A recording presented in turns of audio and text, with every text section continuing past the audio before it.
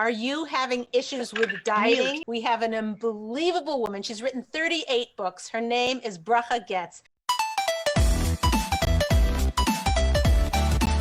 If every woman were to understand the yo-yo dieting phenomenon, okay, we all look like there's a new diet comes out like, oh, is that for me? Is that for me? So this is really juicy, great stuff. We've got here today an expert, somebody who herself has come through some very challenging eating issues and has got answers from Chazal, like from our sources. What can we do that can strengthen us in this very crucial area? We got to eat, right?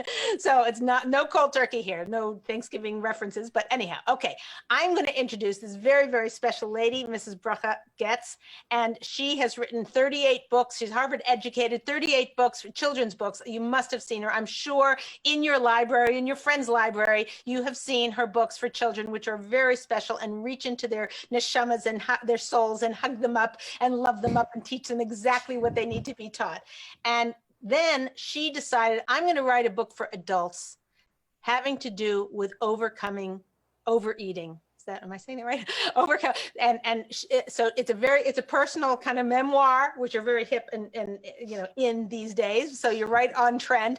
But this is one that can really speak to all of us and that can help us to have success in this area. So without further ado, welcome to the show, Bracha. Thank you so much for coming on. Thank you so much, Leah. You've been amazing already. It's a pleasure getting to know you. Oh, that's great. That's great. So I want to start, we go very fast, very deep into this. And I also apologize. People are going to type in questions and I'm going to go shoot right at you. So I might interrupt you 10 times, but sorry about that. But I want to start, we go right in deep quickly. So if you could start by maybe telling us, what's the mentality that you used to have or that women maybe have or can relate to that you're able to break through and to conquer this beast, whatever, this whole thing about eating, overeating, dieting, not dieting. Yontif comes, we eat too much, then we diet, and then we try and lose, and then we're trying to exercise, and then COVID comes along and all of our schedules are completely put upside down. So where are women starting? Where did you start? And then, then we'll get to how you broke through it and you're going to give us this formula that we're going to hopefully will strengthen all of us. But let's start with the beginning and go right into the heart of it. Yes, for years, I was fluctuating between dieting and overeating, like binge eating. That's what was happening. It was one or the other. There was nothing normal about it, and it wasn't related to a physical hunger.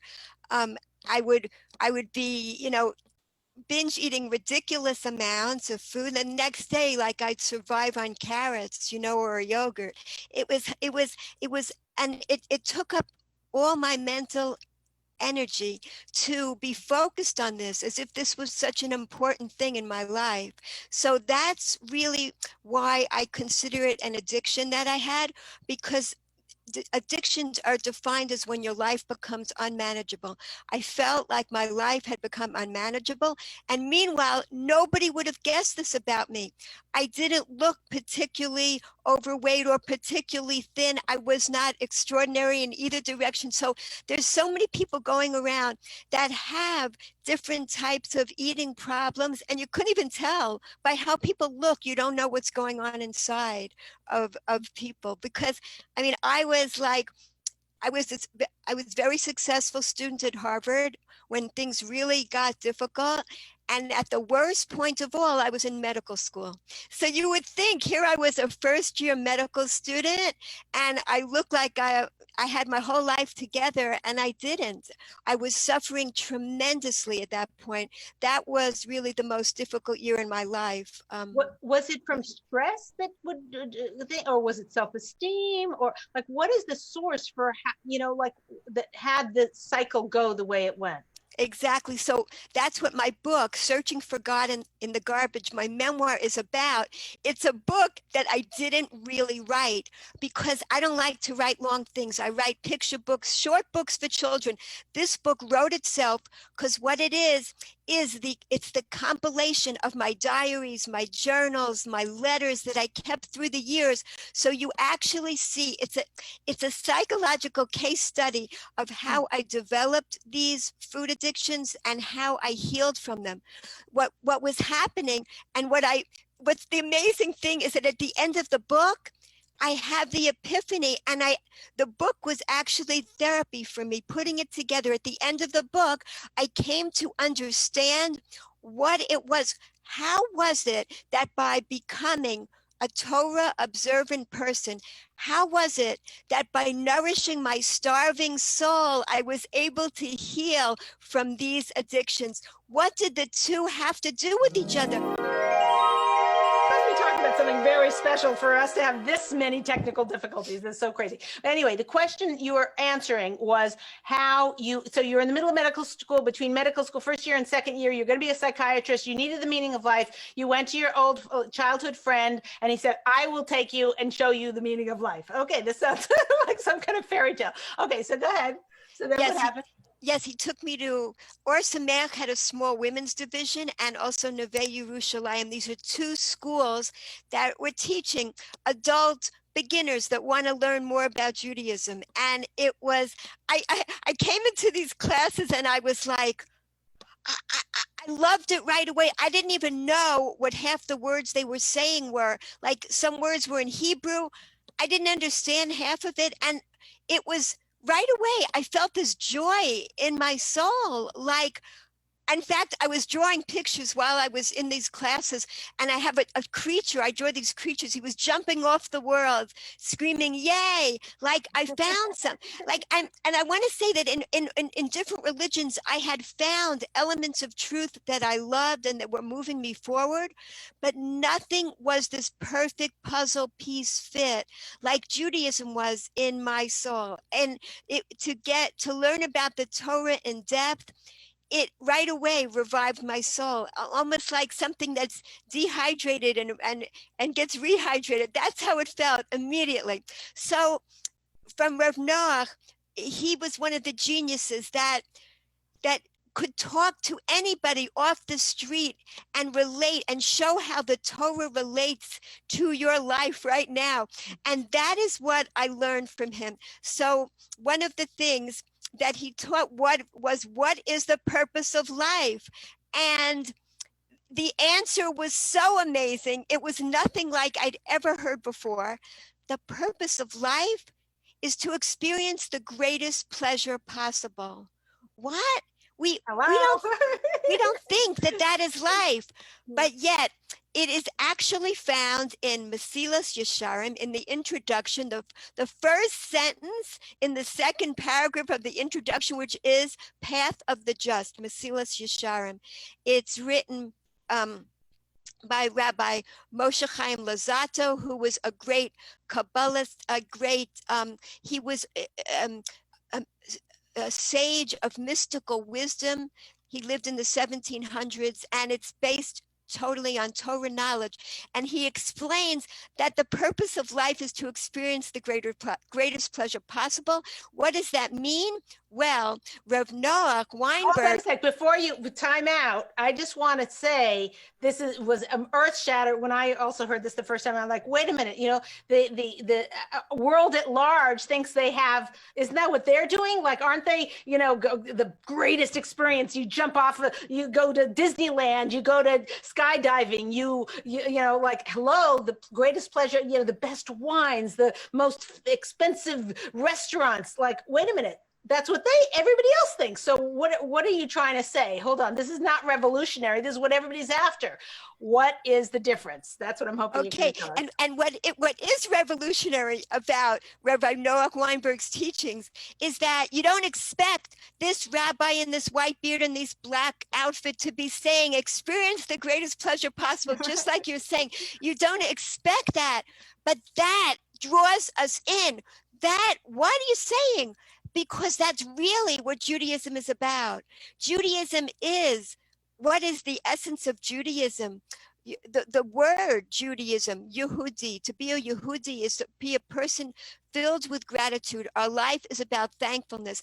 Our life is about joy. That is really the essence of Judaism, but we don't realize that. That's the amazing thing. So how do we experience the greatest pleasure possible? That's the thing. So Rabbi Weinberg taught, and this comes from Sefer HaMitzvos, that there are 5 levels of pleasure.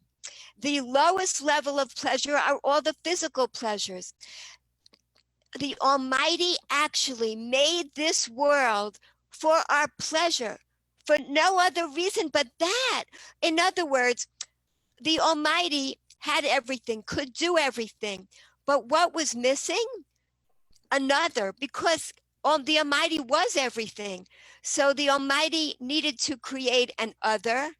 The other was us, somebody to give to.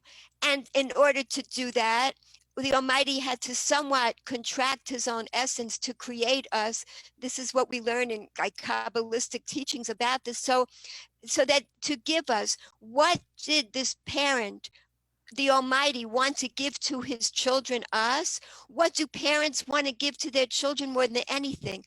The greatest pleasure possible in life. That is what the Almighty wants us to have. That's what we're here for. And it doesn't always feel like that because we go through challenges, but it is for our ultimate pleasure. So here we go. What is the lowest level of pleasure that we get to experience? All the physical pleasures. This includes all the wonderful food that Hashem made in this world, that God made in this world. In other words, it could have been that we don't need any food. It could have been that we take a pill, a tasteless pill once a day. It has no taste, no aroma, and it doesn't look beautiful. But no, God wanted it to be the most pleasurable experience possible. So what happens? Fruit becomes its ripest when it's a bright color. I wrote a children's book about this, Hashem's Candy Store. It's not bright until it's ready to eat. And the fruit is calling to us, we're ripe, the colors call, because they're ready now. And it's a delightful experience. And then we have things like potatoes. They are not brightly colored. Why? It's written on the outside, the directions. The Almighty is telling us, don't bite into me right away. First cook me, and then I am ready. So this is not something that brings us pleasure right away to see this and pick it off a tree. Right when the apple is ready to be picked, we pick it off. No, we have to wait. And also the same thing, I'm just showing you with nuts, they're not brightly colored. We have to first use a nutcracker, wait, and open it up like that. But the point is, it's all done for our greatest pleasure possible. Everything in nature is done like this. So the aroma, the taste, the color, everything in life, everything in nature is designed for our ultimate pleasure. So we have all the physical pleasures we can turn to, and this is what I advise people. When you are overeating, why are you overeating? Because it's a pleasure.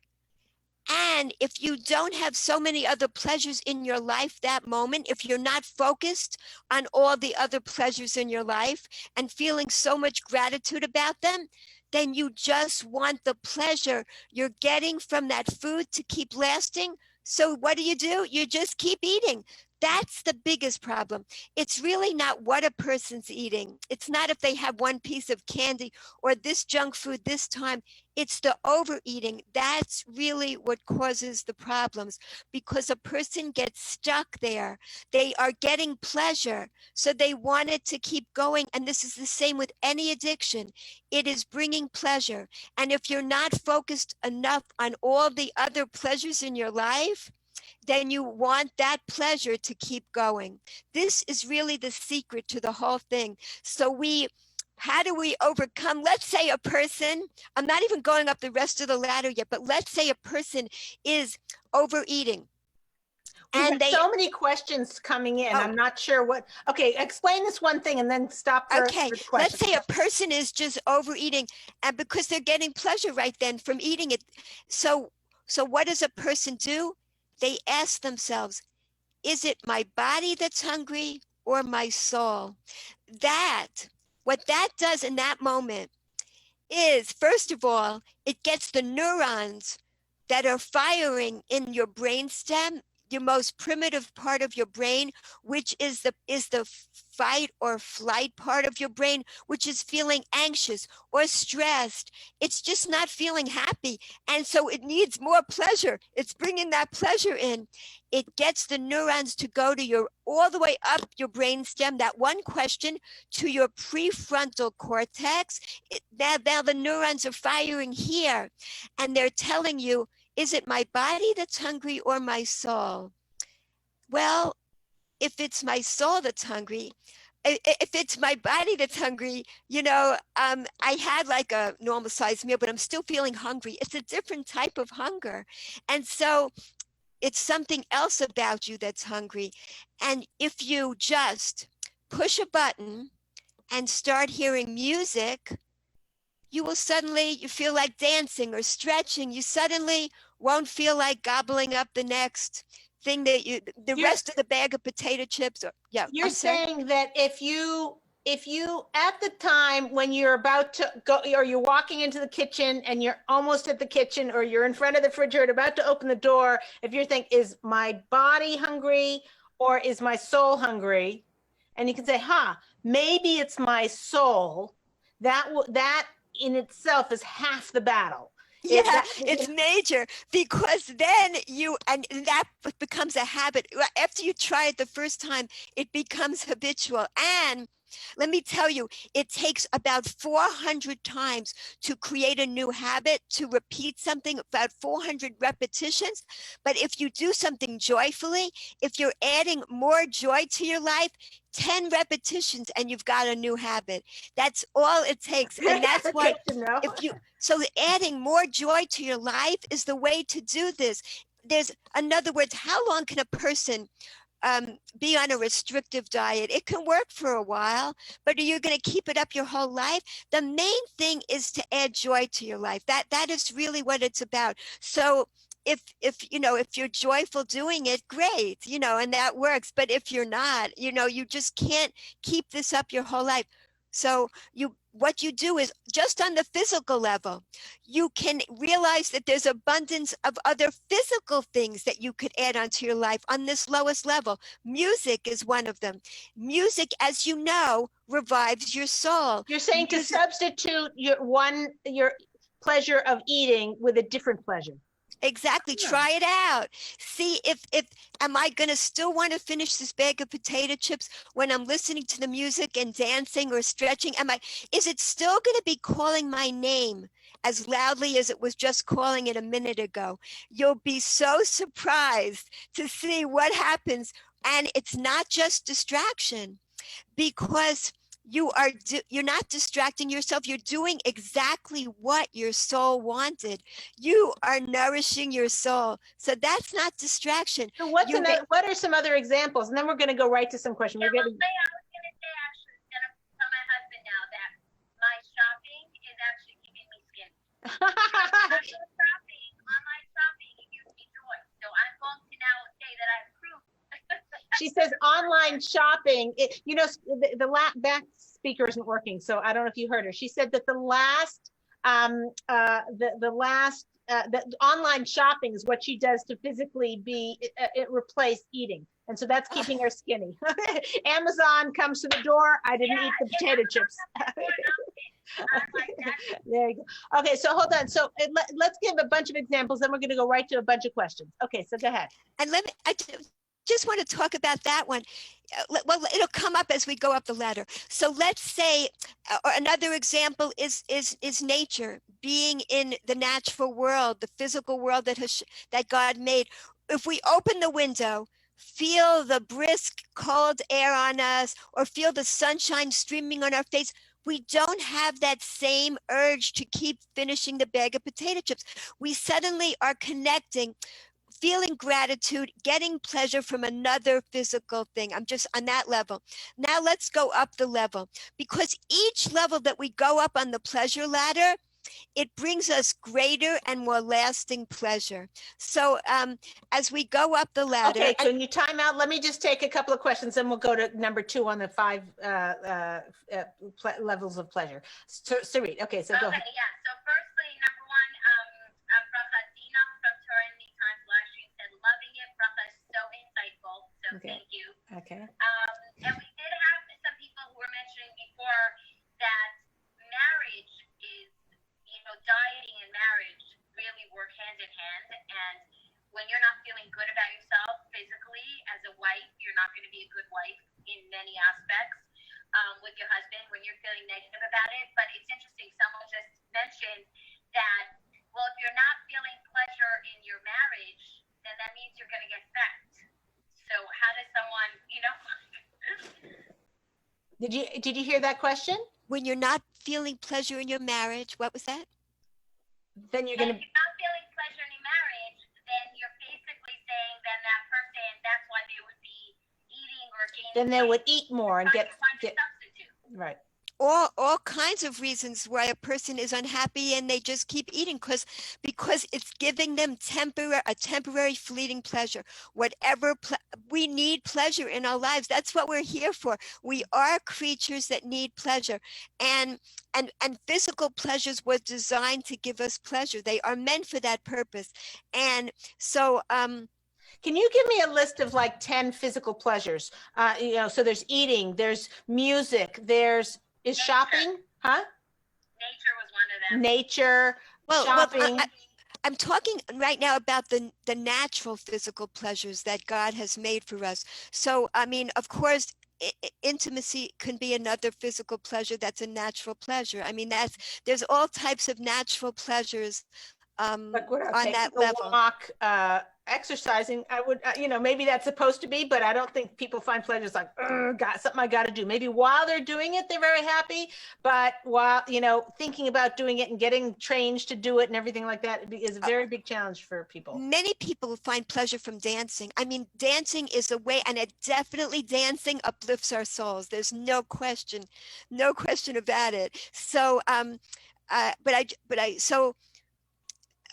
also another thought that a person can have is, if I eat 27 more pieces of what I'm gobbling up right now, am I going to feel full after that? No, I mean, it's not going to make any difference, because that is not what's empty inside.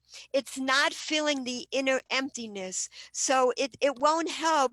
A person thinks, oh, I'm still hungry, I'm just going to keep eating, but it's a different kind of hunger. So when a person's overeating, it's never going to fill the emptiness inside. In fact, they'll feel more empty afterwards by overeating. So someone is asking, Bracha, but how does somebody get to that point where they're conscious enough to make that choice? Meaning, when they're sitting in front of a bag of potato chips or they're with a tub of ice cream, they're not thinking, oh, I'm seeing another pleasure in my life, so I should be eating this ice cream. The ice cream is in front of them and they want to eat it, and the next thing they know, it's finished. So how does someone in the moment get that perspective? Exactly. After you've watched the show, you're going to have that. You're going to have this tool in front of you. Once you start using it and write it down, put it on your fridge, whatever, it's 10 times you do it, it will become habitual in your life. And you will just start automatically, once you've had enough to eat physically, and you'll start to get in touch with when you've had enough physically. Then you'll be able to say, oh, wow, now I'm going to put on some music. Now I'm going to write a book. Now I'm going to, play and do something. You will figure out whatever you feel. It'll start coming into your mind automatically. This is what's going to happen once you recognize. What's so amazing about this is there are people that, like, my book is called Searching for God in the Garbage.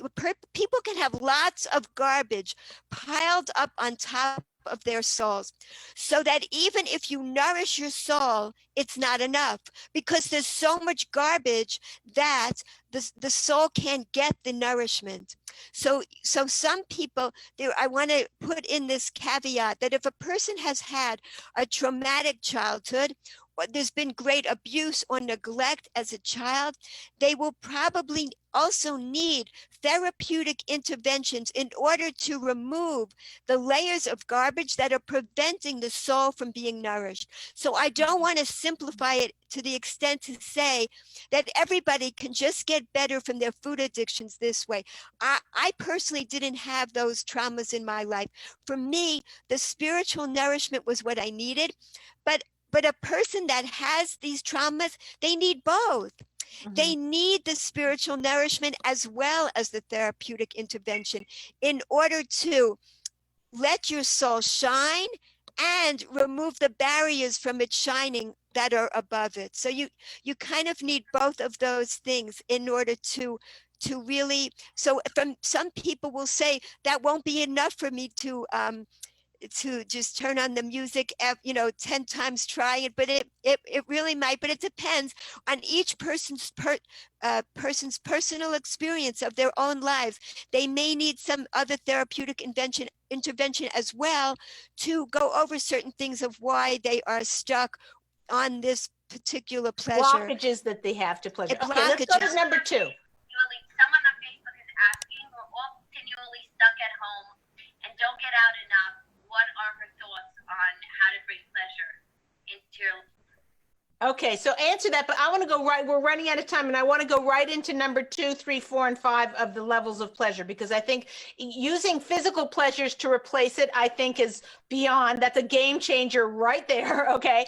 But if you add to it the other levels of pleasure, I'm sure you get a whole armament and a whole tool chest of things that we can do. So right, and the reason why we overeat is because we're afraid that we won't have enough pleasure in our life. So it's a feeling of scarcity.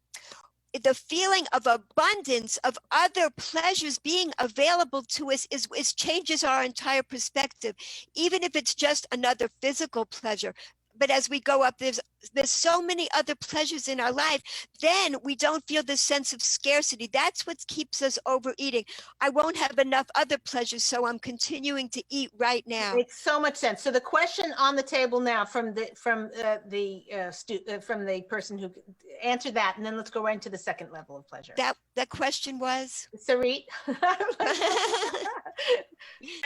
was, we're all continually stuck at home. Stuck at home. How do you find physical pleasures during COVID? Yes.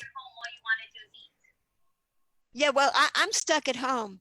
I am definitely, I've been in here for days now. I mean, and I'm really basically, it's kind of cold here. I go outside a little bit to feel the sunshine, but basically, well, I just feel there's an infinite amount of pleasures in this world, whether they're online, connecting with people. As I go up, you'll see. Okay, so the second level is love. And I forgot to tell you, this is so important. Now, I realized this is something new that when I was stuck at home for Pesach for the first time, not with extended family for Passover this year, I discovered something else amazing. I discovered that in the Sefer, Derech Hashem, which is the way of God, also by the same Rabbi Moshe Chaim Luzzatto, who wrote Mesilas Yesharim, the Path of the Just, he talks about the 5 levels of the soul. 5. And I went and I compared the 5 levels of the soul to the 5 levels of pleasure. And oh my goodness, how they correspond. This is so amazing. So in other words, this uplifts our soul, these 5 levels of pleasure. On the lowest level of pleasure, the lowest level of the soul is the nefesh, which is our physical life force. It's the physical things that uplift our soul. That's on the lowest level of the soul. Now, on the second level of pleasure is love. And that connects to Ruach, the spirit. It's the spirit of other people. What is love? According to the definition of Rabbi Noah Weinberg, again, he came up with this awesome definition. It's the emotional pleasure that we get by focusing on the virtues of another. That is love. The emotional pleasure that we get by focusing on the virtues of another. The spirit of another, the ruach, that's the Hebrew word for the second level of our souls, and it's the second level of pleasure. So on the first level, we are connecting to other physical things. On the second level, we are connecting to another being. And it could even be, it could be loving a pet, or a person, a human being, and it's focusing on that. And what's interesting about this is it does not involve waiting by the phone for someone to call you, feeling lonely. No, each level is empowering. Each of these levels is something that you can bring into your life that very moment. The very moment that you are sitting there overeating, you can bring another level of pleasure, or the same level, a different pleasure, into your life. You have that power. That's what's so amazing about this. So you say if you're about to open the fridge, instead you call a close friend and say, hey, how's it going? Like that. You call or text somebody that's lonely right away. Oh my goodness. And well, that actually might be on the higher level, but yes, you start thinking about, let's say you start even having gratitude. You do a gratitude exercise about all the wonderful people in your life, or focus on one wonderful person in your life. Just start thinking about that person and what you appreciate about them. And you suddenly are in a different place in you are neurologically in a different place in your head too. So it takes you to a whole new place. Gratitude is the ticket that helps you move up each level, and gratitude is the basis of pleasure. So on each level, we have to be appreciating. When we are really appreciating the apple, and that's another funny thing, when your person says, I'm hungry, and you say, okay, then have an apple, and they don't really want to eat the apple. I mean, how hungry are they? You know what I mean? If they were really hungry, they'd eat an apple, but no, they want the pizza or the chocolate cake or whatever. The point is, it's not really a genuine physical hunger, or the apple would be satisfying, so it's like, so again, that's even on the same level of physical pleasures. But so now love is connecting to another. So at each level, we get more lasting pleasure, and we get more connection. Because why do we overeat? We feel alienated. We feel alone. Why is a person doing that? As soon as they feel connection, they're not overeating. They are connecting with somebody. And whether it's online, whether it's on a phone, whether it's by texting, while you're feeling a connection, you are focused on loving another, then you don't feel like overeating. Okay, let's go to number 3. Number 3 is meaning, and that is the third level, is the neshama level. This is the level of the soul that's called the neshama. This is the breath. This is the purpose of life. This is meaning. This is when you are doing something good in the world. You are doing something good and positive, and it uplifts your soul in such a lasting way. It brings you pleasure, again, that lasts even longer than the other 2 levels. It brings you such great meaning to your life. That's what meaning gives you, deep pleasure. And I'll go up. What could be higher than that? Do you know creativity? When you are being creative, you are not, sometimes when you're in the zone of being creative, you don't think about eating, you don't think about sleeping, you are having like this most awesome time. And why? Again, each of these levels, we are connecting more to the Almighty. The Almighty is the essence of creativity. We are becoming more like the Almighty in each of these levels, and connecting to God and connecting with the world. What is the soul level for? Good for you. Good for you. That's Chaya. It's life. It's the living essence. Giving birth is a unbelievable, awesome, creative experience. And there's tons of pain involved. So all of these levels do not mean that there's no challenge, no struggle involved. That was one of the main teachings of Rabbi Noach Weinberg, to explain that the opposite of pleasure is not pain. There is pain. Pain can be involved in achieving pleasure. Climbing a mountain can be very painful, but the struggle is ultimately pleasurable. The opposite of pleasure, Rabbi Weinberg taught us, is comfort. That's what addictions are. They bring us temporary comfort, but and they keep us from reaching to higher levels of pleasure, which are within our reach, and they stop us they get us stagnating. So what's the highest level? The highest level of all is called transcendence, Yechida. It's when the veil of illusion is lifted and we can see how everybody's connected, how everything's connected, how everything's connected to the Almighty, how we are all connected, with each other, and we see the unity. We see the veil of separation is lifted. So each level brings us a greater connection. Now, one thing I want to say is that what we learn in the path of the just is that the highest levels of pleasure we don't fully experience in this world. They're really in the world to come, is when we reach the highest levels of pleasure. We only get glimpses of the two highest levels of pleasure in this world. So we're basically on the three lower levels of pleasure in our lives. We only get glimpses, like Shabbos gives us a glimpse of the world to come.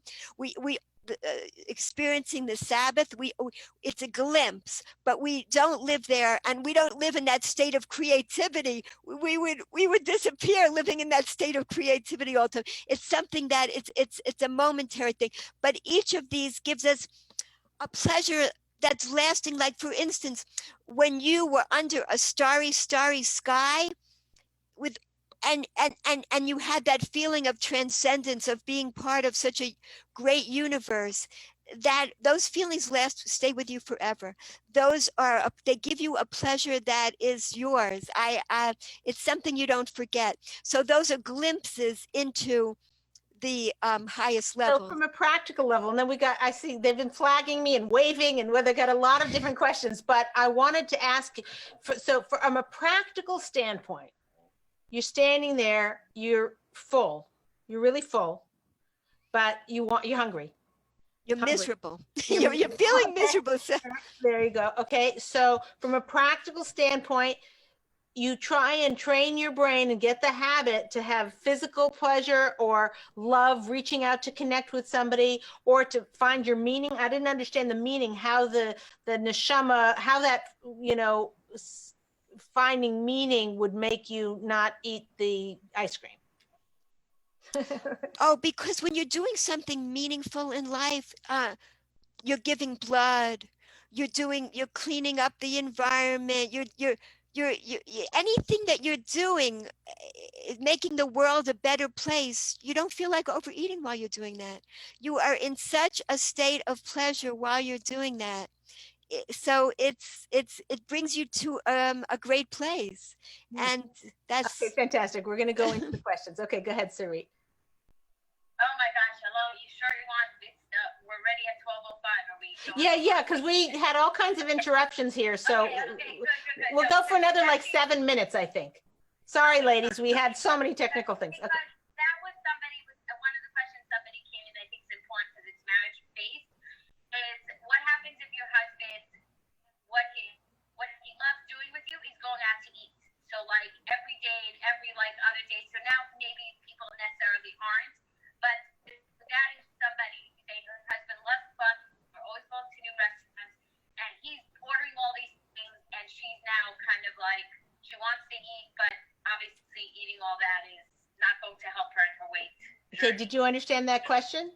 I didn't hear it fully, but maybe somebody that you're spending her time. husband, the pleasure that she has with her husband is he loves to go out to eat and he orders all different things on the menu and serves them to her. And she's like, what do I do now?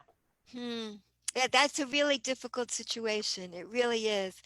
Um, I would share this with him. What'd you say, Sari? I said, Leah, I think we need your marriage expertise. Well, no, I mean, the first thing I was thinking of is this is a communication issue. It's not necessarily a food issue. It's kind of like, I love you so much and I love going to see them. Do you mind if I'm just taking one? But I know you don't like to waste money. And if you're ordering these hors d'oeuvres of this wrapped in that, and it's got a little bit of this or whatever, you know, I definitely want to taste it. But instead of ordering 4 of those things where I have to eat half of each one of those things, okay, right? Is it okay if you only order 2? I'm going to eat 1 bite of it. And that either means you're going to eat it and gain weight, or we're just going to return it. And it's going to, instead of, it's got $7 for these 4 little things that, whatever, and 3 of them are going to go to waste. How do you want to solve this? I want to be healthy and fit for you. How are we going to solve this? So that's really a communication issue. Yeah, you want to be healthy and fit for him and also for yourself and for for everybody in the world. Exactly. Yeah. And you could always take it home. You can keep that pleasure lasting too, Oh, that's a good idea. I like that. That's a great. Okay, go to the next question. Let's go boom, boom, boom, right through them. Go ahead. Okay, so the next one is if somebody to saying they can't out.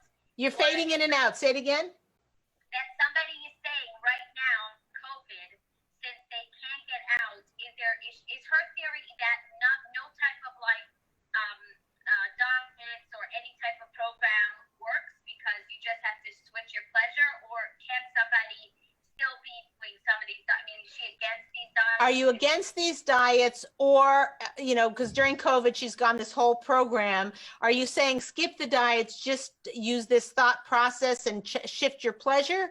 Or do you stay on the diet, especially during COVID, falling?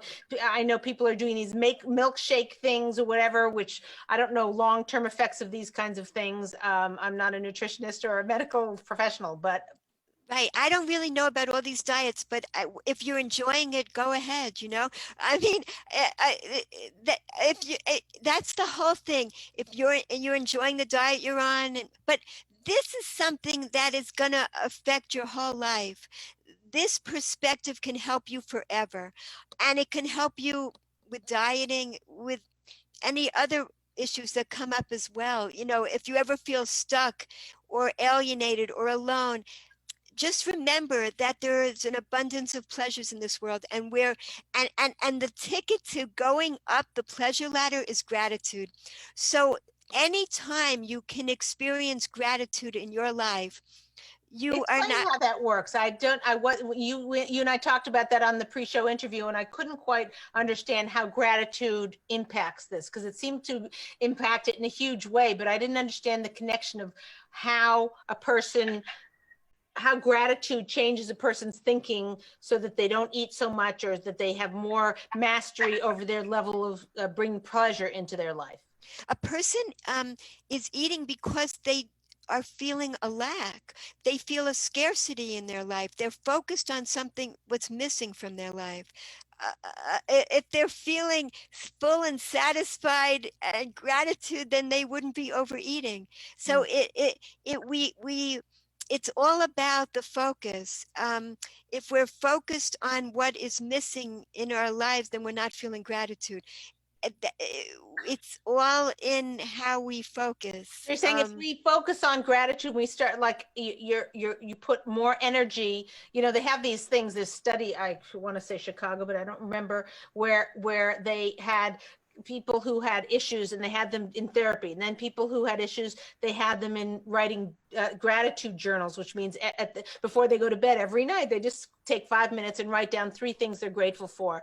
And the people who did the therapy and the gratitude had way higher success rates of getting out of depression and being satisfied with their life. So that, you know, it is a proved scientific thing. Maybe Masila Sharm said it first, maybe that's our Masora or whatever, but it's also statistically proved to be a successful strategy. So you're saying once a person has that gratitude and they practice exercises of either keeping a journal of gratitude or just thinking of it in the moment, like what am I grateful for, which is a little hard to do in the moment, by the way, BTW, right?